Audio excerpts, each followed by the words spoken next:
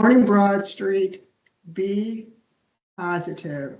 Today I'm with Talia Goldsmith, and we're going to talk about this week's fundamental. Good morning, Talia. Good morning, Terry. Good morning, Broad Street. So, Talia, can you describe a situation that you experienced with someone with poor attitude and the impact that it had on you and the group? Yeah, absolutely. I have a great example, both in the office as well as in my personal life. So in our office, we often face situations where we needed to make group decisions, whether about small matters like choosing a lunch spot or snacks for the office, or larger issues that impacted everyone in the office. We had one employee who consistently always brought a negative vibe to these discussions, no matter the topic. He would find a way to always highlight the downside and kind of shoot down everyone's suggestions, which was really frustrating. His attitude really impacted the group. Um, when we tried to brainstorm ideas, his constant negativity made people hesitant to share their thoughts. Eventually, meetings started to feel kind of tense. And even for small discussions, it was frustrating to see how his attitude affected our enthusiasm and made it harder for us to agree on anything. Over time, it became clear that his negativity was bringing everyone down. It was disappointing to feel like one's personal perspective could minimize the input of the entire team. In the home, so as most of you know, I have two boys, both teenage boys, and um, my oldest son, who has ADHD, um, we struggled with for a while. I remember a time it was a long time where we dealt with him being really negative about participating in family activities. Whenever we planned something, he'd be full of questions. And it didn't matter what it was. It could be us going out to dinner, just the four of us. It could be us meeting somebody, another family out to dinner. It could be going to a fun spot, going bowling.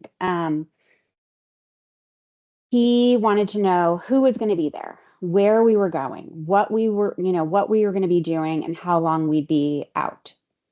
But no matter what we suggested, he'd always say he didn't want to go and that it didn't sound like fun or kind of give an excuse as to why he didn't want to go. And a lot of times he would say he wasn't feeling well. It was really, really tough on us because he just always seemed to focus on the negatives right away. Never ever thought about the positive, you know. Um, the funny thing was how, when once we actually went to these activities, he would often end up having a great time and he would always mention it to us on the way home. It became clear to us that his negativity was tied to anxiety, which we hadn't realized before. And this experience helped us understand his feelings better. We turned it kind of into a learning moment for him. We encouraged him to try to focus on the positives and enjoy the experience instead of assuming the worst. And in the end, it taught all of us a lot about communication and understanding each other's feelings. It was definitely a process, but we learned to support him better. And he definitely started to open up more about what he was feeling. Thank you for sharing both your personal experience and your work experience of those two negative situations or experiences.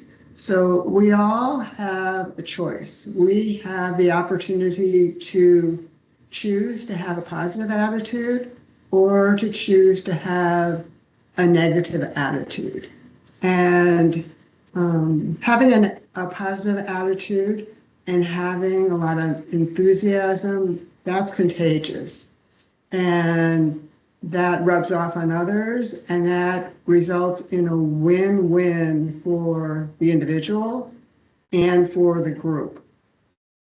And it's much more enjoyable to be around someone who's constantly upbeat and focusing on the positive rather than someone who dwells on negativity. So can you describe for us a situation where you experienced dealing with someone who was always upbeat, positive, and the impact that had on you and the group? Yeah, sure. So I actually used to work with someone who always had a positive attitude no matter what. Um, no matter what challenges she faced in her work and personal life, she always maintained a positive attitude. And she did not have it easy. There was a period of time, especially when we worked together, where anywhere from, she was having health problems to a parent passing away to her kids always being sick, week after week, to her husband losing his job. And it was really, really tough on her, but she always, even, after she would tell me what was going on, she would always end with something positive, that I'm going to be okay. And she would always come in every day with a smile, greet me, very nicely, and genuinely ask how I was doing. She always wanted to know how I was doing. Like my life was more important than her life to her. And what struck me was really how she remembered so many important details about my life and would always follow up on them. Her positivity not only brightened my day, but also created a supportive atmosphere in the workplace. It reminded me how beneficial a positive mindset is, as it helps individuals handle challenges more effectively and tends to reduce stress. When one person brings that kind of energy to a workplace, it tends to lift everyone else too. Her enthusiasm made us all, I felt like more productive and motivated, especially during, stressful times. It showed me that positivity is crucial in a work environment, as it encourages, teamwork and skill development among all of our coworkers.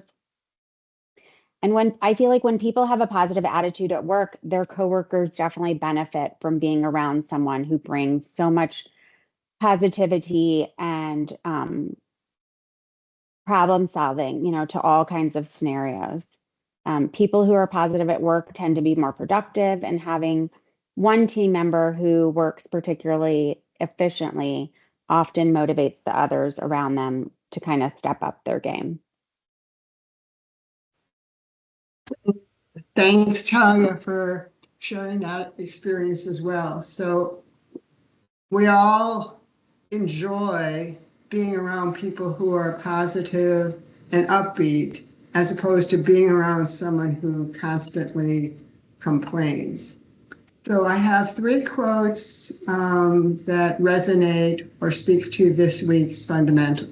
The first one is from Colin Powell. Perpetual optimism is a force multiplier.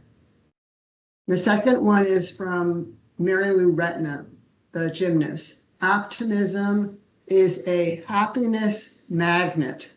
If you stay positive, good things and good people will be drawn to you. And the last one is from Theodore Roosevelt. Believe you can, and you're halfway there. There are so many benefits of being positive.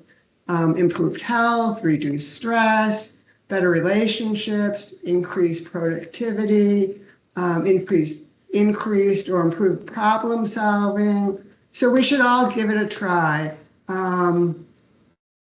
It's not hard to be positive. We can all do it. So thanks again for sharing your experiences with us, Talia, on Be Positive, Broad Street. Have a great week and be positive.